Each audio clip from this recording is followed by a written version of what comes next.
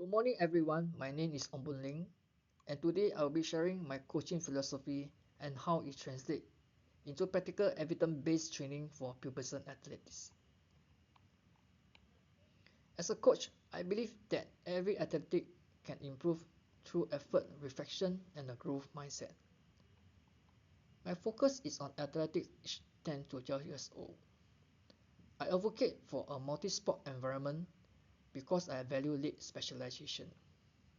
This allows young athletes to develop a broad range of skills before narrowing their focus to a single sport, which prioritizes long-term well-being over early performance outcome. My goal is to develop athletes who are confident, resilient, and self-aware. This requires a holistic development approach, ensuring growth across three primary domains, which are psychomotor, that talk about movement, coordination, and techniques. Cognitive, talking about decision making and understanding. Affective, talking about motivation, teamwork, and enjoyment. These three domains are important because fostering holistic development builds lifelong competence, encourages enjoyment of sports, and support both personal and athletic growth. To achieve this, I plan structured sections, progress skills step by step, adapt drills to individual needs, provide positive feedback, and model sportsmanship, ensuring each athletic grows cognitively, effectively, and physically in a supportive environment. Let's break down how I develop this domain in my sessions. For the cognitive domain, I develop it by designing game-based and problem-solving activities and guided questions to encourage reflection, progressively progressing activities from simple to complex tasks. In the affective domain, I focus on creating a safe, supportive, and fun environment. I use effort-based feedback to reinforce a growth mindset. I also encourage teamwork, communication, and respect through partner and group activities, setting age-appropriate goals and celebrating effort and improvement, not just results. For the psychomotor domain, I developed the psychomotor domain by teaching fundamental movement skills across multiple sports, progressing skills step by step from basic movement to more complex technique, modified drills to suit different ability levels, ensuring inclusive participation, providing demonstration and simple cues to support correct movement execution. Finally, late specialization. This is important in the positive view development concept because it prioritizes the holistic growth and long-term well-being of young athletes rather than early performance outcomes. Let's look at an 11-year-old athlete in the multi-sport academy who is feeling overwhelmed. We can analyze this through 4 stages of stress. First, environment demands. He faces multiple demands from coaches in football, basketball, and athletics, plus schoolworks. As a result, he feels pressured to perform well and meet standards in all areas. Perception. He compares himself to others and worries about making mistakes. He perceives the standard as threats because he feels he might not meet coaches' expectations or balance sports and school. Stress response. His confidence and enjoyment decrease as he experiences emotional stress like worries and pressure. Possible physical tension during practice and behavioral changes such as hesitation and de-engagement during the training. Behavioral consequences. He loses motivation, disengages from training, and starts to withdraw from sports activity, which can further affect his developmental performance and enjoyment. To help him, I will reduce simultaneous demand by setting one clear goal per session. And I will coordinate with coaches and his parents for setting a realistic expectation. I will teach him positive self-talk to shift his perception and introduce breathing and relaxation exercise to manage the physical stress response. Monitoring his engagement and providing immediate feedback for effort is a key to bringing back into the sports. Teams also face challenges.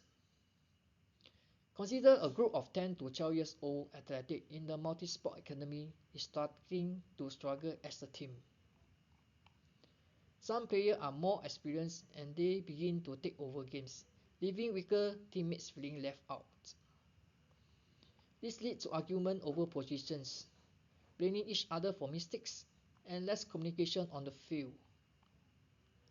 Some players also stop trying their best, while others focus on showing off individually rather than helping the team. The fun and energy they used to have start to fade, and the team isn't learning or improving together the way they could. Based on the situation above, under Bruce Tuckman's linear theory of group development 1985, this team is in the storming stage. To manage this, I implement 4 strategies. First, clarify the roles. I'll create clear position, responsibility, and rotation in games or drills to reduce argument over who does what, and ensures that everybody feels included. I will use simple visual aid like position chart or team maps so that all players understand their roles. Next, I'll establish norms. I will have a team discussion to co-create rules about communication, support, and effort to set their expectation. Next, I'll encourage empathy. I will provide constructive suggestions after games to reduce the blame. Lastly, I will rotate leadership. I will rotate different players with small leadership tasks to reduce dominance by experienced players, and at the same time develop confidence in those teammates that are quieter.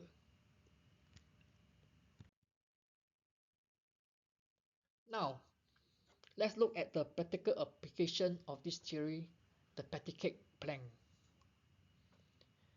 There are 2 objectives for these activities. First, to demonstrate correct plank body alignment. First, the new body must be in neutral spine, engage the core and the steady shoulder. While executing controlled pancake hand taps with a partner for the set time. Secondly, to show the ability to maintain balance and coordination by executing rhythmic, alternating hand taps without collapsing body posture or losing control. There are 3 considerations applied in this activity. First, physical. It builds core stability and shoulder strength and endurance. This ensures proper form to prevent strains or injuries.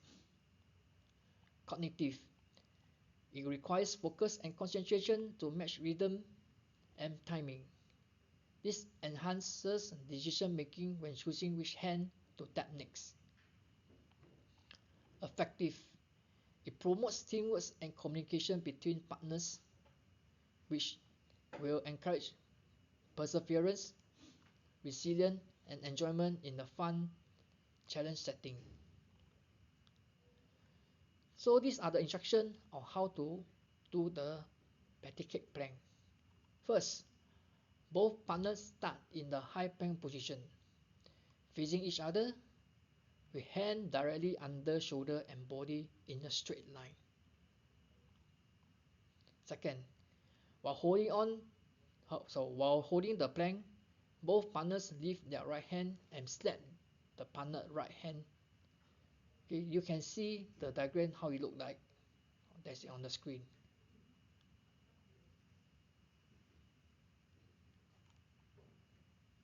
After stepping the partner right hand, they will immediately return the hand to the floor and stabilize core muscle.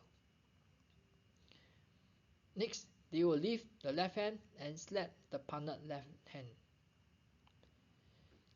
The both of them will continue alternating hand for a set time, for example 1 minute, or the set number of repetition, for example 10 to 15 reps. Pancake planks are age appropriate for 10 to 12 years old because they safely develop strength, coordination, and cognitive skill while keeping the activity fun and motivating. It also targets the window of trainability for skill development. For neuromuscular, this activity improves motor unit recruitment, which means firing more muscle fiber at once, and intermuscular coordination, which means muscle working together smoothly. Next is metabolic. This activity builds muscular endurance and metabolic efficiency in the core and shoulder girdles without causing excessive fatigue. Lastly, cardiovascular. This activity increases heart rates, circulation, and oxygen deliveries.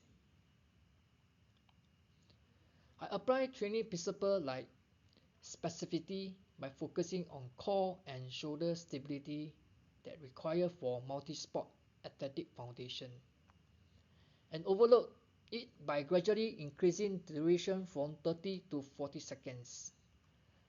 Lastly, individualization by adjusting difficulties. How I do that is I will base on the athletic current strength level. This activity follows the third law of strength training. That means that it means that to develop core strength before limbs. Because a strong, stable core allows the arms and legs to move efficiently and safely. It builds foundational strength for sport-specific movement from running, jumping to throwing. I will gradually increase to 10 to 20 taps or hold the plank for 30 or 45 seconds while maintaining form. I will add the partner party kick clap across the plank once stable, promoting coordination while core remain engaged.